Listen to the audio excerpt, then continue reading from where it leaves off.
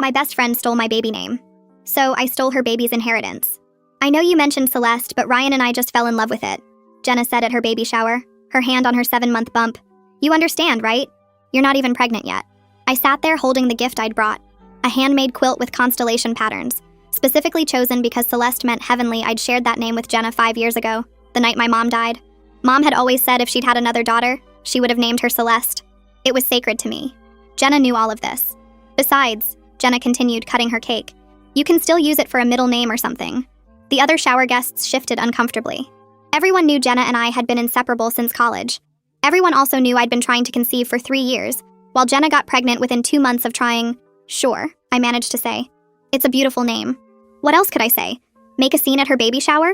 Demand she change her mind? The damage was done. 2 months later, baby Celeste was born. Jenna plastered social media with photos. Our little star, she captioned everything, using the celestial theme I'd described to her, the constellation nursery I'd planned. The star-themed monthly photos I'd dreamed about. All of it, stolen.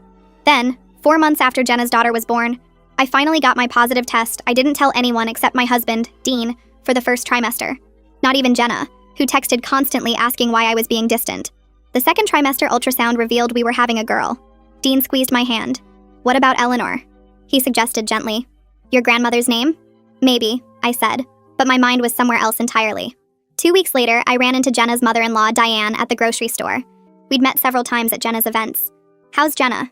I asked politely. Diane's face tightened. Fine, though I'll never understand why she refused to use my mother's name. 3 generations of tradition. Broken. She shook her head. Margaret Rose. Every firstborn daughter in our family for 100 years. But Jenna said it was outdated. I knew this story. Jenna had ranted about it for years. How Ryan's family pressured her to continue the tradition.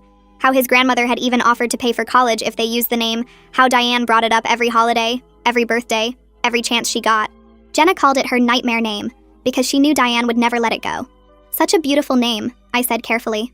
Full of history. Diane's eyes actually misted. My mother was Margaret Rose. I'm Margaret Rose, though I go by Diane. Ryan's sister plans to use it someday, but she's not even married. The tradition might die with me. That evening, I told Dean about the conversation. He looked at me suspiciously. You're not thinking what I think you're thinking.